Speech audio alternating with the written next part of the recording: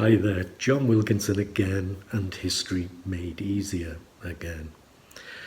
And this second video looking at Mussolini's Italy and its interwar foreign policy, I really focus on just two things: the Italian involvement in the Spanish Civil War and the relationship between Mussolini and Hitler. I hope you find this one useful too. For the fascist powers, a Spain that would be at least friendly towards them and hostile to Britain and France would be a significant advantage. It would most likely change the whole political military complexion of the Mediterranean, weakening French and British influence and strengthening Italy's position. For surely Gibraltar would be taken from the British, which would close their access to Mediterranean waters and weaken the French position too, and so also make more difficult the passage of French colonial troops. That would make it a lot easier for Mussolini to grab his Mediterranean empire that he so coveted. It would also close Britain's access to the Suez Canal and so to India and the Far East. What is more, France would also be squeezed top and tail by fascist or fascist-like powers across its borders. Whilst for Mussolini personally, Franco's plea for help only boosted his ego further. He saw himself as the founder of fascism, and here was an opportunity for Italian fascism to show its leadership, an opportunity to flex Italian fascist muscles, forge the new fascist man, and with only a low risk of dragging in rival powers. There were around 45,000 Italian troops at any given point in Spain, 60 to 75,000 in total. As well as men, something like 3,500 machine guns were supplied, and artillery and armoured vehicles were shipped to Spain. More than 6,500 trucks, over 150 light tanks, and more than 750 planes. And most of this equipment would not be shipped back. The Italian and German support did make the difference, enabling Franco to win the war. But it didn't all go swimmingly well for the Italians. Mussolini initially sent 12 bombers to Spanish Morocco, though only 9 arrived, 3 crashing en route. 2 of the planes crashed in French Morocco, thus embarrassingly alerting the world to Italian involvement. The Soviet Union's fighter plane was superior to the Italians, and the Soviets' tank was superior to the lighter Italian tank. And Guadalajara proved an embarrassment for the Italians. The nationalists attacked with a force at Guadalajara in which 35,000 Italians were formed the main body. They were equipped with reconnaissance and fighter planes, tanks, mobile artillery and armoured cars. But they met with determined resistance, including, ironically, the Garibaldi Battalion of the International Brigade. The attack failed badly. And the cost of the war, between 8 and 9 billion lira, more than Italy could afford, could be added to that of the Abyssinian campaign. It left Italy unable to prepare for the major European conflict that was looming. On the whole, Mussolini welcomed Hitler's rise to power. A German alliance against Britain and France could lead to a revision of the 1919 settlement. But at the same time, he was wary lest his fellow traveller become too powerful. And an Anschluss must be prevented at all costs. It would threaten Italy's northern acquisitions from the Treaty of Versailles, Trieste and Trento, which both had significant German-speaking populations. As for Hitler, he had looked to Mussolini's march on Rome as a means by which he too might gain power. Hence the Munich Beer Hall Putsch in 1923, which was to initiate a Nazi march on Berlin.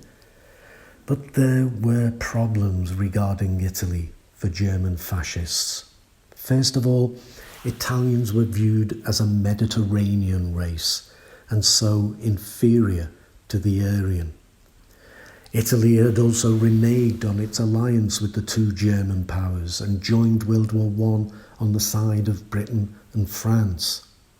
It had also showed its inferiority when facing German forces at Caporetto. Finally, there was the way in which Italy had grabbed those German-speaking peoples in the Paris Peace Conference. It was only Hitler that prevented Italy being regarded and treated in the same way as Poland and Czechoslovakia, as a country that had taken Germans from the Greater Reich. Relations at a personal level did not get off to a particularly good start either. When Hitler visited Venice in June 1934, he felt he was upstaged by Mussolini, who was dressed in military uniform after Hitler had been advised that he would be dressed in civilian clothes. Mussolini's overall strategy was put to the test when Dollfuss, the Austrian Chancellor, was murdered by Austrian Nazis in July 1934. Dollfuss's wife and children were actually house guests at the Mussolinis at the time of the murder. But Mussolini acted fast and resolutely, sending troops to the Austrian border as a warning to Hitler not to intervene. And in April 1935, Mussolini attended the Stresa Conference with Britain and France to consider what steps should be taken in response to German rearmament and to guarantee the independence of Austria. Mussolini was still seeking British and French friendship, but he was also concerned lest Germany become too powerful. And Italy joined the Stresa Front. But things would change. In the autumn of 1936, Ciano, Mussolini's son-in-law and foreign minister, visited Hitler and was excited by Hitler's plans for a German empire in Eastern Europe, plans that would leave Italy free to dominate the Mediterranean.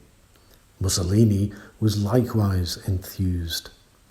In a major speech, Mussolini talked for the first time of a Rome-Berlin axis being forged and invited other countries to join with them.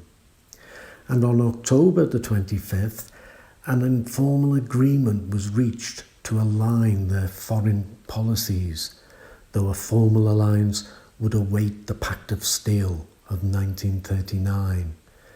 But this didn't stop Mussolini and Hitler supporting Franco and the nationalists in the Spanish Civil War. In September 1937, Mussolini visited Berlin, where he was cheered by huge crowds and lauded by Hitler as his teacher of fascism. Mussolini attended huge military parades and the biggest army manoeuvre Germany had ever staged. Speaking to a crowd in Berlin close to 1 million strong, he talked of the historical closeness between the two states, born at much the same time, as well as the close ideological ties between fascism and Nazism, and of how the two countries, constituting a huge mass of 115 million people, were now united in one unshakable will. Christopher Duggan, in Fascist Voices, provided a lengthy record of how he told his mistress at the time, Claretta Petacci, how the trip had gone. It is worth retelling because it shows how Mussolini was taken in by what the Nazis had laid on for him and how his ego was lurching out of control. This is what he tells her. They are loyal and they have felt the power of the fascist regime. They understand that if one falls, both fall. We are too closely united.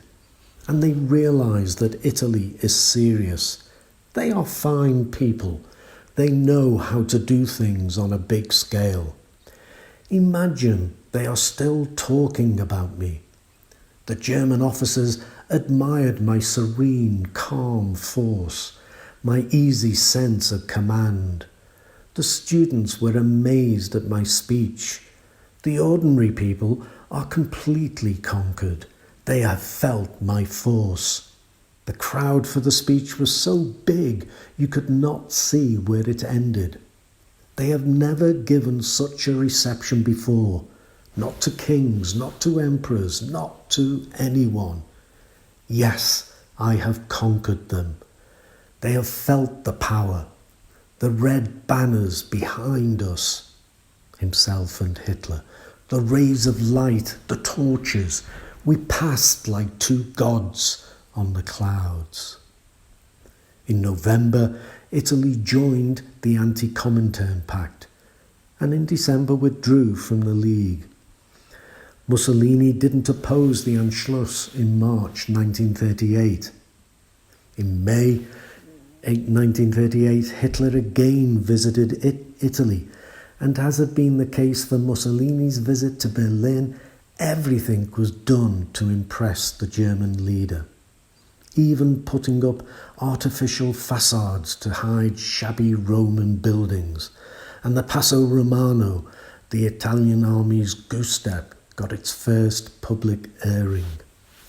Mussolini appeared to be at the centre of European diplomacy when in September 1938 he brought together Europe's leaders at the Munich conference to resolve the Czech crisis. Though in fact Mussolini was by now playing second fiddle to Hitler, and he knew it. Hitler had shown a ruthlessness in dealing with domestic and international affairs, and his Nazi revolution had achieved what Mussolini had failed to achieve in Italy. Hitler had created a hardened, disciplined, fighting man. Still, it didn't stop Mussolini talking up his role, claiming, for example, that Chamberlain had licked his boots. And as he journeyed home by train, crowds in Italy gathered to see him pass by, some on their knees. It left Mussolini, as it left Hitler, convinced more than ever that Britain and France were not going to fight. So I think the things to take away from this video are the reasons why the fascists got involved in the Spanish Civil War in the first place. The fact that for Italy, the war would prove another handicap when it gets involved in World War II. And I think the complex relationship between Mussolini and Hitler, the fact that it wasn't as cosy a relationship as we might have expected from two fascist powers.